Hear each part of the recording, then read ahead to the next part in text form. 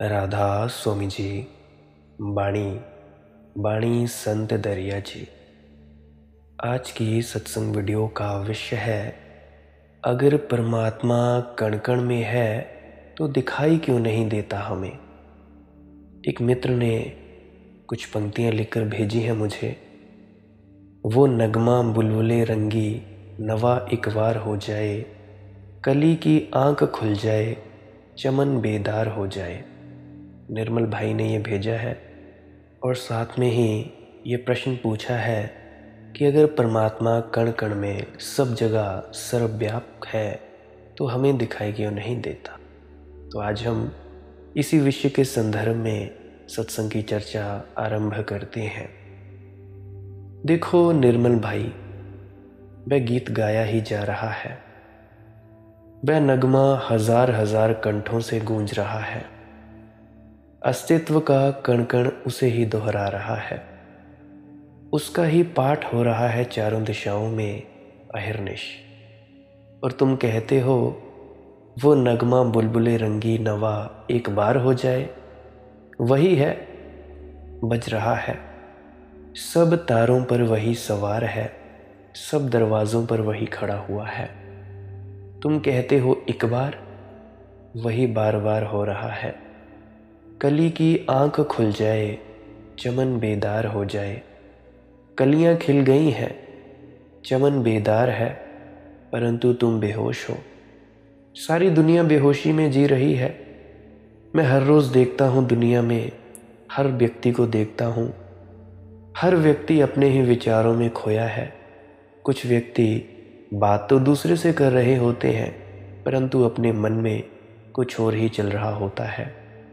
बैठे होते हैं सामने किसी सत्संग घर में, दिमाग में दुकान चल रही होती है, व्यापार चल रहा होता है।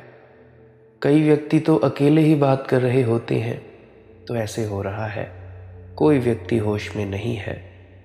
दोष कलियों को मत दो और दोष चमन को भी मत देना। और ये सोचकर भी मत बैठे रहना कि वह गीत गाए तो मैं सुनने को राजी हूँ। वह गीत गा ही रहा है, वह गीत है, परमात्मा गीत है। परमात्मा बिना गाए रह ही नहीं सकता। आखिर कौन पक्षियों में गा रहा है, कौन फूलों में गा रहा है, आखिर कौन हवाओं में गा रहा है। अनंत अनंत रूपों में उसी की ही तो अभिव्यक्ति है। लेकिन अक्सर हम ऐसा सोचते हैं, निर्मल भाई ही ऐसा सोचते हैं, ऐसा नहीं, अधिकतर लोग ऐसा ही सोचते हैं कि एक बार परमात्मा दिखाई पड़ जाए, एक बार उससे मिलन हो जाए। और रोज़ तुम उससे ही मिलते हो मगर पहचानते नहीं। जिसमें भी आता है तुम्हारा द्वार वही आता है, मगर प्रतिविज्ञा नहीं होती, उसके अतिरिक्त यहाँ कोई है ही नहीं। तुम पूछते हो परमात्मा कहाँ है, मैं पूछता हूँ परमात्मा कहाँ नहीं है। लेकिन हम बहाने खोजते हैं। हम कहते हैं गीत बजता ज़रूर हम सुनते, ये नहीं सोचते कि हम बहरे हैं। क्योंकि अगर हम कहें हम बहरे हैं तो फिर कुछ करना पड़े। हम अंधे हैं, ये नहीं सोचते कि भाई हमारे पास आंखें नहीं है, क्योंकि उसके लिए कुछ जुगाड़ करना पड़ेगा, जिम्मेवारी अपने पर आ जाए। कहते हैं सूरज निकलता तो हम दर्शन करते, झुक जाते, सूर्य के आगे नमस्कार करते। ये नहीं कहते कि हम अंधे हैं या कि हमने आंखें बंद कर रखी हैं। क्योंकि ये कहना कि हमने आंख बंद कर रखी है, फिर दोष तो अपना ही हो जाएगा ना।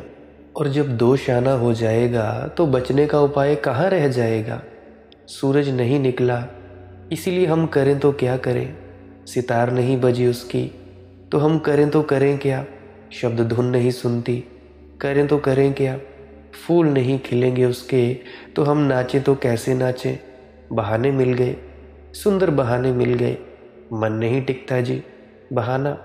काल का बहुत बड़ा पहरा है, बहाना। जब भी हम भजन सिमरन करते हैं काल रुकावट डालता है, बहाना। इनकी ओट में अपने को छिपाने का उपाय हो जाता है। वह प्यारा हमारे द्वार पर दस्तक ही नहीं दिया तो हम कहे तो किससे कहें कि आओ। हम द्वार किसके लिए खोलें, दस्तक तो दे। हम पलक पावड़े किसके लिए बिछाए, उसका कुछ पता तो चले, पग ध्वनि तो सुनाई पड़े। ये मनुष्य की तरकीबें हैं, ये तरकीबें हैं अपने को बचा लेने की। ये तरकीबें हैं कि हम जैसे हैं ठीक है। गलती है अगर कुछ तो उसकी है। कली की आंख खुलती है तो चमन तो बेदार होने को राजी था। कली की आंख नहीं खुलती है, चमन बेदार कैसे हो। और मैं तुमसे कहता हूँ, हजारों हजारों कलियों की आंखें खुली हैं, चमन बेदार है। तुम सोए हो, सिर्फ तुम सोए हो, तुम जागृत अवस्था में नहीं हो। जिम्मेवारी है तो सिर्फ तुम्हारी है। ये तीर तुम्हारे हृदय में चुभ जाए कि जिम्मेवारी है तो सिर्फ मेरी है।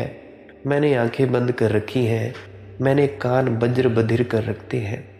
तो क्रांति की शुरुआत हो गई, तो पहली किरण शुरू हुई, तो पहला कदम उठा। अब कुछ किया जा सकता है। अगर आंख मैंने बंद की है तो कुछ कर सकता हूँ। मेरे हाथ में कुछ बात हो गई, आंख खोल सकता हूँ। जब हम दूसरे पर टाल देते हैं और जब हम अनंत पर टाल देते हैं तो हम निश्चित होकर सोए रहते हैं। हम कहते हैं कि जो करेगा गुरु कहेगा, जो करेगा परमात्मा करेगा, उसकी करनी के बिना कुछ होता नहीं। तो ऐसे हम दूसरों पर टालते हैं। और एक करवट ले लो कंबल को और खींच लो और थोड़ा सो जाओ। अभी सुबह नहीं हुई है जी, जब सुबह होगी तो उठेंगे। और मैं तुमसे कहता हूँ, सुबह ही सुबह है, हर घड़ी सुबह है, सूरज निकला हुआ है। परमात्मा तुम्हारे द्वार पर दस्तक दे रहा है। तुम सुनते नहीं, तुम अपने गुरु के नूरी स्वरूप को देखते नहीं। तुम सुन सको इतने शांत नहीं हो। तुम्हारे भीतर बड़ा शोरगुल है, तुम्हारे भीतर बड़ा तूफान है। बड़ी आंधियाँ बवंडर विचारों के, वासनाओं के तुम्हारे भीतर है। तुम करो तो करोगे भी क्या। तुम्हारी आंखें बंद हैं पांडित्य से, शास्त्रों से, तथाकथित ज्ञान से, शब्दों से। तुम्हारी आंखों पर इतनी किताबें हैं कि बेचारी आंखें खुले भी तो कैसे खुले। किसी की आंख वेद से बंद है, किसी की कुरान से, किसी की बाइबल से, किसी की किसी पुस्तक से। तुम इतना जानते हो, इसीलिए जानने से वंचित हो। थोड़े अज्ञानी तो हो जाओ। मैं तुमसे कहता हूँ, थोड़े अज्ञानी हो जाओ। मैं सभी को कहता हूँ, मैं हर व्यक्ति को, जो भी मेरे इस YouTube चैनल पर आता है, हर व्यक्ति को अज्ञानी होना सिखा रहा हूँ, छीन रहा हूँ उनका ज्ञान। क्योंकि ज्ञान ही धूल है दर्पण पर, और ज्ञान छिन जाए और दर्पण कोरा हो जाए निर्दोष। जैसे छोटे बच्चे का मन ऐसा निर्दोष, तो फिर देर नहीं होती, पल भर की देर नहीं होती। तत्क्षण उस परमात्मा की पग ध्वनि सुनाई पड़ने लगती है, अनहद नाद शब्द धुन के रूप में। तत्क्षण द्वार पर उसकी दस्तक दिखाई देने पड़ने लगती है। तत्क्षण सारा चमन बेदार मालूम होता है।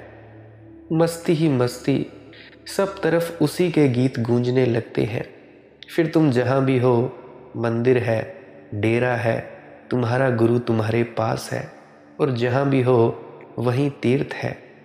आँख से धूल तो हटे, और धूल इस थोथे ज्ञान की है। मुश्किल यही है, क्योंकि तुम धूल को धूल मानो तो हटा दो अभी। तुम धूल को समझ रहे हो सोना, हीरे जवाहरात संभाल कर रखे हो। इस जगत में सबसे ज़्यादा कठिन चीज़ छोड़ना वो क्या है? वो झूठा ज्ञान है, जो तुमने किताबों से, किसी के सत्संग सुन लेने से या अपने गुरु के मुख से सुन लिया होता है। धन लोग छोड़ देते हैं, धन बहुतों ने छोड़ दिया है। घर द्वार छोड़ देते हैं, वह बहुत कठिन नहीं है। घर द्वार छोड़ना बहुत सरल है, क्योंकि कौन घर द्वार से उब नहीं गया है। सच तो ये है कि घर द्वार में रहे आना बड़ी तपश्चर्या है। जो जानते हैं उनको तपस्वी कहना चाहिए। हठ योगी पिट रहे हैं मगर रह रहे हैं, तुम उनको संसारी कहते हो और भगोड़ों को सन्यासी कहते हो। जो भाग जाए वह कायर, उनको कहते हो सन्यासी। और बेचारे ये जो 100 जूते खाएं, तमाशा घुसकर देखें लोग, इनको तुम कहते हो कि संसारी। जूतों पर जूते पड़ रहे हैं मगर उनके कान पर जूं नहीं रेंगती। डटे हैं, हठ योगी कहता हूं मैं इनको। इनकी जिद तो देखो, इनका संकल्प तो देखो, इनकी दृढ़ता तो देखो, इनकी छाती तो देखो, बड़े मजबूत हैं। इनको तुम पापी कहते हो। संसार से भागना तो बिल्कुल आसान है, कौन नहीं भागना चाहता है।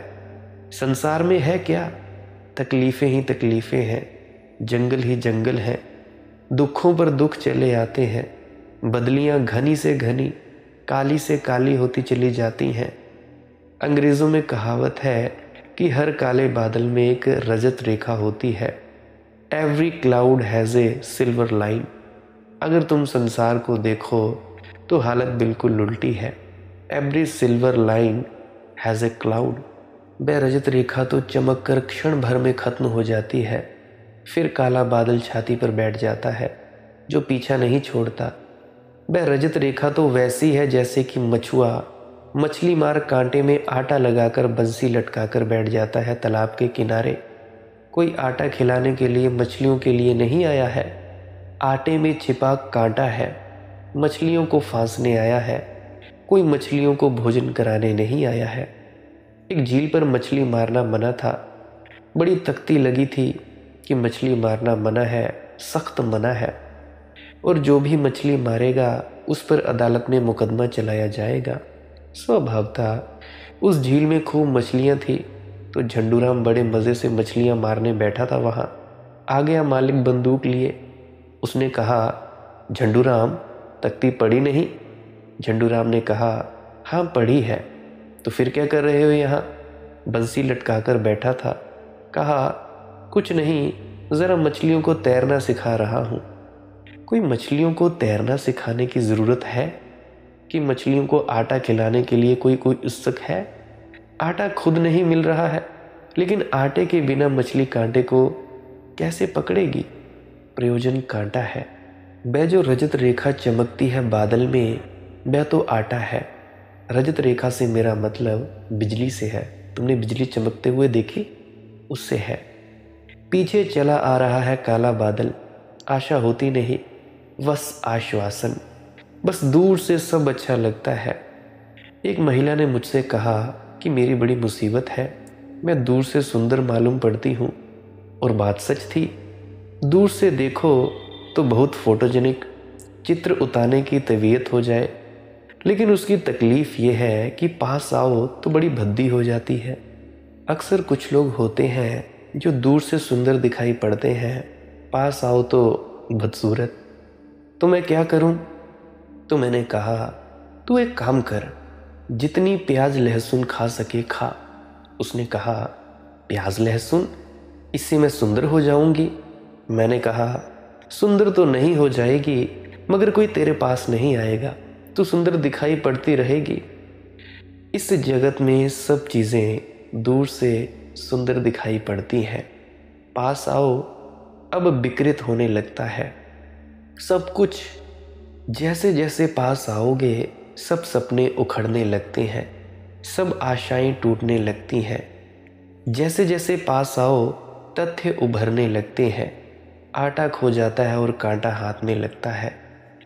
लेकिन तब तक बहुत देर हो गई होती है, तब तक उलझ गए होते हो, फिर उलझाव से निकलना मुश्किल हो जाता है। जितनी निकलने की चेष्टा करते हो उतना उलझाव बढ़ता चला जाता है, क्योंकि निकलने की चेष्टा में नए उलझाव खड़े करने पड़ते हैं। तुमने देखा, कभी एक झूठ बोलकर देखा? एक झूठ बोलो फिर 10 झूठ बोलने पड़ते हैं, क्योंकि उस एक झूठ को बचाना है। और 10 बोले तो 1000 बोलने पड़ेंगे, क्योंकि उनको बचाना है। एक झूठ बोलकर जो फंसे तो शायद ज़िंदगी भर झूठ बोलना पड़े। सत्य की यही खूबी है कि एक बोला कि उसके पीछे कोई सिलसिला नहीं है। तुम ऐसा समझो कि सत्य बांझ है, उसके बाल बच्चे नहीं होते। सत्य संतति नियमन को मानता है। झूठ पक्का हिंदुस्तानी है। जब तक दर्जन 2 दर्जन बच्चे ना पैदा कर दें तब तक झूठ का मन नहीं भरता, बस बच्चे पैदा करते चला जाता है। सबसे बड़ी झूठ आदमी ने जो बोली है वह यह है कि दोष किसी और का है। ये सबसे बड़ा झूठ है। ये बड़े से बड़ा झूठ है, यह आधारभूत झूठ है। फिर सारे झूठों के महल इसी पर खड़े होते हैं। मैं क्या करूं? परमात्मा कहीं दिखाई नहीं पड़ता, अन्यथा मैं तो उसके चरणों में झुक जाने को राजी हूं। मैं क्या करूं? उसकी आवाज़ मुझे सुनाई नहीं पड़ती, अन्यथा मैं तो जहां पुकारे वहां जाने को राजी हूं। किसी दूर चांद तारों पर पुकारे तो वहां जाने को राजी हूं। मैं तो सब समर्पण करने को तैयार हूं, लेकिन पुकार तो सुनाई पड़े, आवाज़ तो आए। और आवाज़ रोज आ रही है, प्रतिपल आ रही है, और तुम कानों में उंगलियां और सिक्के डाले बैठे हो, लेकिन उंगलियां तुम जन्मों जन्मों से डाले हो। तो शायद तुम सोचते हो कानों में उंगलियों का डाला होना यही स्वाभाविक है, और आंखों पर तुम्हारे इतनी धूल है, और धूल चूंकि ज्ञान की है, और ज्ञान की बड़ी महिमा और प्रतिष्ठा गाई गई है कि जहाँ राजा का भी सम्मान नहीं होता वहाँ भी विद्वान पूजे जाते हैं। सदियों सदियों से तुम्हें समझाया गया है कि ज्ञान की बड़ी गरिमा है, बड़ी महिमा है। वेद कंठस्थ करो, विनती और प्रार्थना के शब्द कंठस्थ करो, उपनिषद दोहराओ, और परिणाम में तुम सिर्फ तोते हो गए हो। उपनिषद भी दोहराते हो और वेद भी दोहराते हो। ज्ञान तो कुछ हुआ नहीं, ज्ञान के नाम पर थोथे शब्दों का जाल तुम्हारी आंखों पर छा गया है। जाली छा गई है तुम्हारी आंखों पर। अब तुम्हें कुछ दिखाई नहीं पड़ता। परमात्मा सामने खड़ा है, तुम जहां मुंह करो वहीं खड़ा है। तुम उसके अतिरिक्त और किसी के संपर्क में कभी आते ही नहीं। तुम्हारी पत्नी में भी वही है, तुम्हारे पति में भी वही है, तुम्हारे घर जो बेटा अभी अभी पैदा हुआ है उसमें भी वही फिर आया है, नया संस्करण उसका फिर। लेकिन आग से जाली काटनी चाहिए। निर्मल भाई, ज्ञान छोड़ो, ध्यान पकड़ो। और मैं तुमसे नहीं कह रहा हूं अकेला, मैं सभी व्यक्तियों से कह रहा हूं जो व्यक्ति इस वक्त मेरी इस वीडियो को सुन रहा है। कोई ये ना सोचे कि ये निर्मल भाई की ही दशा है, ये तुम सभी की दशा है। संत दरिया ठीक ही कहते हैं, ध्यान हो तो ज्ञान अपने से जन्मता है। वह ज्ञान तुम्हारे भीतर से आएगा तभी ज्ञान है। जब तक बाहर से आए तब तक अज्ञान को छिपाने की प्रक्रिया है और कुछ भी नहीं है।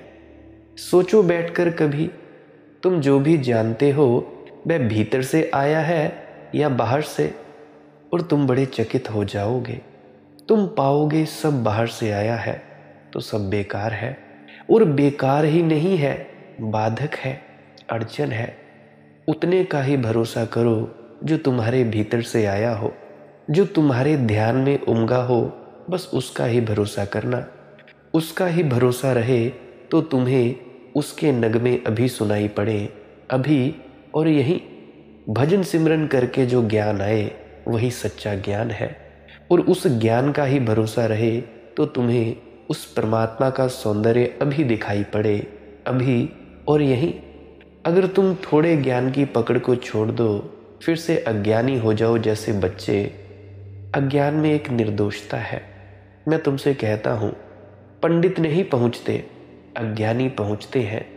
अज्ञानी से मेरा अर्थ है जिसने बाहर से ज्ञान को बिल्कुल इनकार कर दिया और जो भीतर डुबकी मारकर बैठ गया, और जिसने कहा कि जो मेरे भीतर अनुभव होगा वही मेरा है, शेष सब उधार है, वासा है, उच्छिट है। तुम दूसरों के जूते नहीं पहनते, दूसरों के कपड़े नहीं पहनते, और दूसरों का ज्ञान उधार ले लेते हो।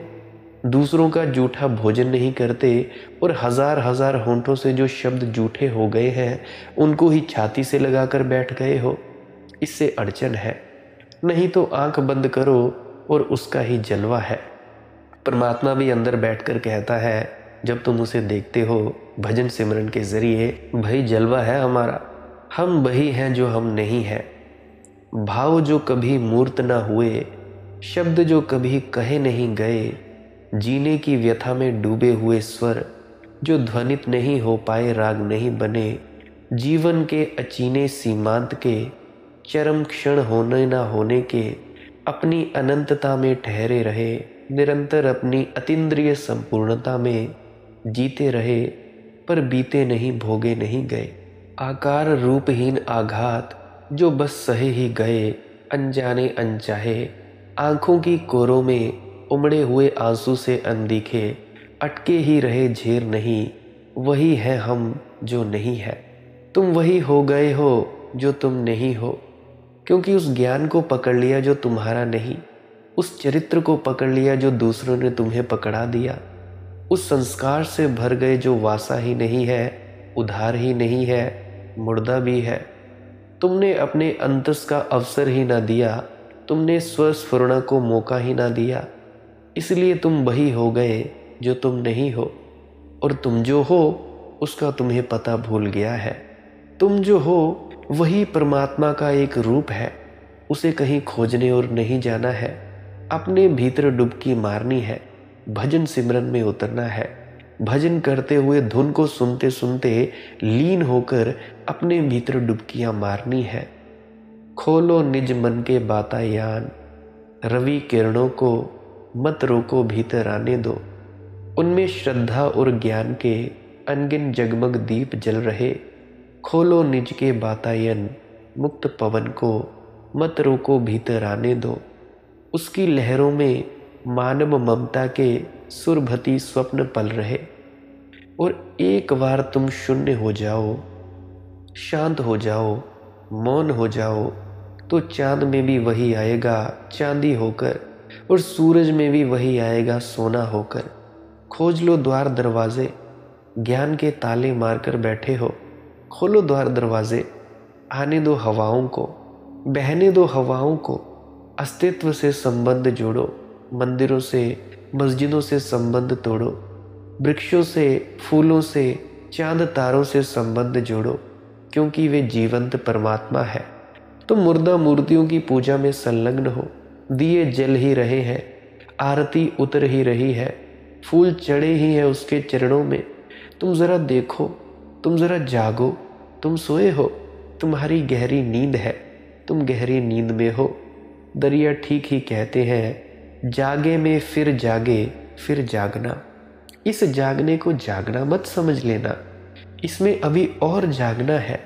जागे में फिर जागना है, बस यही समाधि की परिभाषा है। और जो जागना है, जागे में फिर जागना, बस यही समाधि की परिभाषा है। और जो जागे में जाग गया वह परमात्मा में जाग जाता है। और जब परमात्मा कण कण में है ही, तो उस व्यक्ति को जो अपने भीतर अपनी पहचान कर लेता है, फिर परमात्मा की पहचान कर लेता है, फिर उसे कण कण में परमात्मा ही परमात्मा दिखाई देने लग पड़ता है। किसी एक व्यक्ति ने पूछा है कमेंट सेक्शन में, क्या किसी जगह पर कोई भी काम सही ना हो, और अगर कोई भी काम करे उसमें लॉस ही लॉस हो, कोई भी काम करे वह भी उल्टा ही लॉस हो जाता है, क्या ये जगह भी खराब हो सकती है?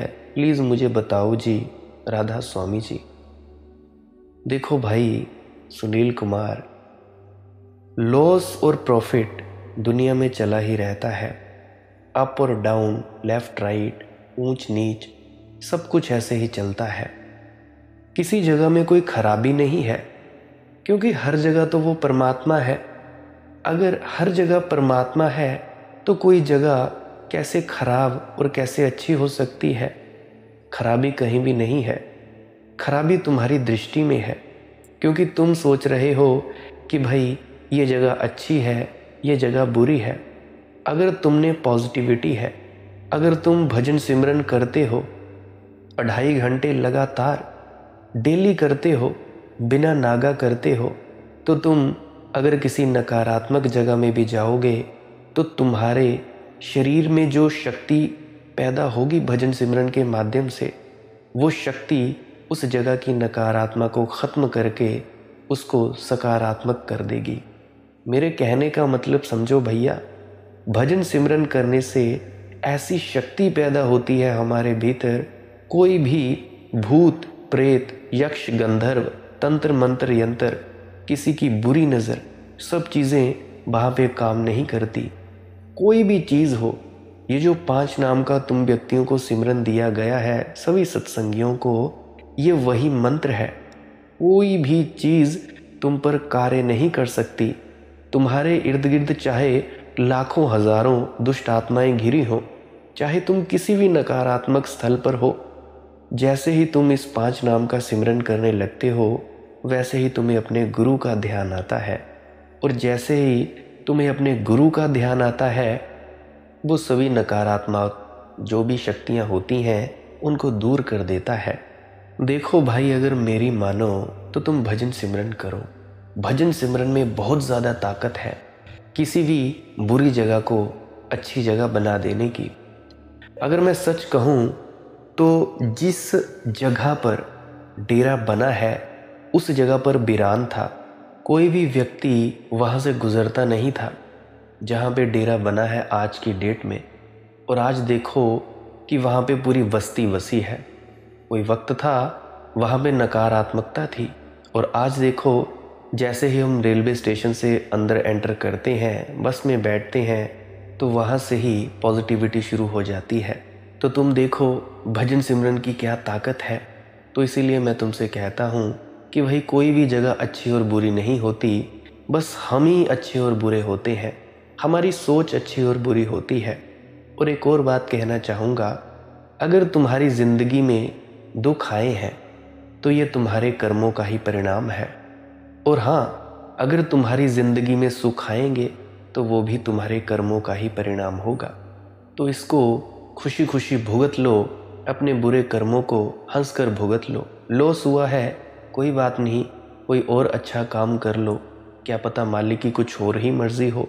बस तुम डटे रहो और मेरी राय में भजन सिमरन करते रहो, भजन सिमरन में लीन हो जाओ, जिससे कि जैसा कि तुम्हारे दिमाग में पड़ गई है ये बात, वो चूक जाए, वो हट जाए कि वही कोई जगह पॉजिटिव या नेगेटिव होती है।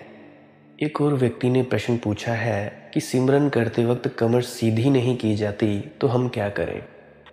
देखो, मैं उनके लिए केवल इतना ही बोलना चाहता हूँ कि किसी आरामदायक जगह पे बैठें, गद्दे पे बैठें, या कुर्सी पे, सोफ़े पे, या दीवार के साथ अपनी पीठ लगाकर बैठें, जिससे कि आपको दिक्कत ना हो।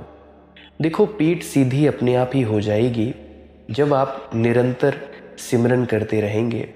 सिमरन का मकसद एक और भी है कि तुम्हें बैठाए रखना। सारा दिन तो तुम बैठते नहीं हो, अपने कामकाज करते रहते हो, इधर भाग उधर भाग। और जो गृहिणियां हैं उनको तो सुबह से लेकर शाम तक काम ही काम करना पड़ता है। देखो, जो दौड़ दौड़ कर मिले वो है संसार, जो बिना दौड़े मिले वो है परमात्मा। परमात्मा को पाने की जो हमारी प्रक्रिया है उसके लिए हमें बैठना पड़ता है। ये जो सिमरन के शब्द हैं ये तुम्हें इसीलिए दिए जाते हैं ताकि तुम बैठना सीखो और अपना ध्यान तीसरे तिल में जमाए रहो। देखो, शुरू शुरू में ये दिक्कतें आती हैं, पाँव दुखने लगे, टांगें दुखने लगी, रीढ़ की हड्डी दुखने लगी, पर धीरे धीरे जैसे जैसे तुम अभ्यास में आगे बढ़ते जाओगे वैसे वैसे तुम्हारी जो ये दर्द है सब मिटते चले जाएंगे और तुम्हारा पूरा शरीर सुन्न हो जाएगा। शरीर सुन्न हो जाएगा, चेतना तुम्हारी स्थूल शरीर से निकलकर तुम्हारे तीसरे तिल में जाकर विराजमान हो जाएगी। और तब तुम्हारी सारी दिक्कतों परेशानियां जो जिन्हें तुम कहते हो दर्द पीड़ा की, वे दूर हो जाएंगी। तो बाकी जो मैंने अभी बताया, आप किसी सोफ़े का प्रयोग कर सकते हो या किसी मुलायमदार तकिया, या आपकी अपनी सुविधा अनुसार जैसा मर्जी बैठ सकते हो। एक और व्यक्ति का प्रश्न है कि शब्द धुन को कौन से कान से सुना जाए। देखिए, शब्द धुन को दाएं कान से सुना जाता है। वैसे कानों से ये शब्द धुन नहीं आती, शब्द धुन आती है सहस्रदल कमल से, ऊपर से आती है दोनों आंखों के बीच में से। शब्द धुन दोनों आंखों के बीच में से आती है, पर हमें कानों से सुनने की आदत पड़ी हुई है तो दाएं कान से शब्द धुन को सुने। पर एक बात का ज़रूर ध्यान रखना है, शब्द धुन को कानों से सुनते समय अपना ध्यान, तवज्जो दोनों आंखों के बीच में रखनी है, और अपने आप जब सुनेगी तो उसको दाएं कान से सुनते जाना है। अगर आप अपनी दाएं कान की तरफ ध्यान ले जाओगे तो आपकी तवज्जो तीसरे तिल से हटकर दाएं कान की तरफ चली जाएगी और आप फिर से नीचे गिर जाएंगे। तो इसीलिए ध्यान अपना तीसरे तिल में, और धुन सुननी है दाएं कान से। बाएं कान से जब धुन चले तो उठ के बैठ जाना है, या अपनी उंगली को ढीला छोड़ देना है या बाहर निकाल देना है, और दाएं कान में उंगली को थोड़ा और दबा देना है। अगर किसी को बाजुओं में परेशानी हो ऐसे रखने में कि भाई हमारी बाजुएं थक जाती हैं, सुन्न हो जाती हैं, तो वो व्यक्ति ईयर प्लग का इस्तेमाल कर सकते हैं या हेडफोन का। अब ये नहीं कि हेडफोन को मोबाइल में लगाकर गाने सुनने लग पड़ो, खाली हेडफोन या ईयर प्लग आते हैं 14-15 रुपए के। दाएं कान में ज़रा ज़ोर से अंदर को कर लेना, थोड़ा ज़्यादा, बाएं कान में थोड़ा हल्का लगा लेना, ये भी आपको मदद देगा। और फिर से कह रहा हूँ, धुन के पीछे नहीं भागना है, नहीं तो तीसरे तिल से तवज्जो टूट जाएगी। हमें तीसरे तिल के अंदर प्रवेश करना है, उसमें एक चमकदार रोशनी दिखाई देगी, उसकी तरफ देखते रहना है और उसमें और ज़्यादा प्रवेश करना है। जब पूरी तरह से चेतना तीसरे तिल में इकट्ठी हो जाएगी तो अपने आप ही आप अपने भीतर चले जाओगे। और देखो, कोई भी व्यक्ति ये मत सोचना कि हमें 5 नामों का पता लग गया तो यही आध्यात्मिकता है या यही परमार्थ है। देखो, असली परमार्थ है शब्द धुन को सुनना, शब्द धुन को सुन के अपने भीतर जाना। ये है असली परमार्थ का सार। ये नहीं कि इन 5 नामों का पता लग गया, हम इन नामों को जपने लगे, ये इसका सार नहीं है। संत मत का, आध्यात्मिकता का सच्चा सार है कि इस अनहद नाद शब्द धुन अंतर्नाद को अपने भीतर सुनना, और ये शब्द धुन तुम्हें खींचकर अपने ही भीतर उस परमात्मा से मिला देगी। तो बहुतों के मन में ये प्रश्न होता होगा कि हमें 5 नामों का सिमरन मिल गया तो यही आध्यात्मिकता होगी या यही संतमत होगी। तो संतमत क्या है? शब्द धुन को अपने भीतर सुनना और शब्द धुन के जरिए अपने ही भीतर अंदर चढ़ाई करना। सबसे पहले गुरु सिमरन देता है। सिमरन कहाँ तक फायदा देता है? सिमरन सिर्फ तीसरे तिल तक फायदा देता है। ध्यान को एकत्रित करने के लिए, ध्यान को इकट्ठा करने के लिए, एकाग्र होने के लिए। जब एकाग्र होकर आप तीसरे तिल में प्रवेश कर जाते हो और भीतर शब्द धुन, अंतर्नाद या अनहद नाद की आवाज़ सुनने लगते हो, घंटे की आवाज़ को, फिर वो घंटे की आवाज़ अंदर आपको खींचती है। जब घंटे की आवाज़ सुनने लगे तो सिमरन के शब्दों को करना छोड़ देना होता है, इसका जाप छोड़ देना होता है। शब्दों का जाप अगर ध्यान तीसरे तिल पर रख कर ही किया जाए तो ही बेहतर है, अन्यथा इन शब्दों का कोई फ़ायदा नहीं, तुम मशीन की भांति इसको रटते जाओगे। गुरु प्यारी सत्कारयोग साथ संगत जी, आज के लिए बस इतना ही। अगर आप जी का और कोई प्रश्न हो तो आप जी टेलीग्राम, फेसबुक, इंस्टाग्राम या इसी वीडियो के नीचे कमेंट सेक्शन में पूछ सकते हो। मैं कोशिश करूँगा आपका किसी अन्य वीडियो में आपके प्रश्नों का जवाब देने की। और अगर आपको जल्दी है कि आपके प्रश्न का जवाब जल्दी मिल जाए तो आप जी कृपया पुरानी वीडियोस को अवश्य सुनिए। आपके अधिकतम प्रश्नों के जवाब पुरानी वीडियोस में दिए गए हैं, विस्तार पूर्वक दिए गए हैं, तो आप जी पुरानी वीडियोस को भी अवश्य सुने। और अगर आप जी को इस वीडियो से कुछ समझ आया हो, आपकी मदद मिली हो आपको, तो आप जी इस वीडियो को लाइक ज़रूर कीजिए। अगर आपको लगता है कि आपको मदद नहीं मिली तो आप इस वीडियो को डिसलाइक ज़रूर कीजिए, ताकि मुझे समझ में आए कि मुझे अपनी भाषा शैली में और सुधार करना होगा, अपने समझाने के तरीके में और सुधार करना होगा, ताकि आपको आसान से आसान तरीके से समझ में आ जाए। तो आप जी ऐसा ज़रूर कर सकते हैं। आप मुझे इतने वक्त तक सुनते हो, इसके लिए आपका बहुत बहुत शुक्रिया। मैं आपसे अनुग्रहित हूँ। अंत में आपके भीतर बैठे परमात्मा को प्रणाम करता हूँ। मेरा प्रणाम स्वीकार करें। राधा स्वामी जी।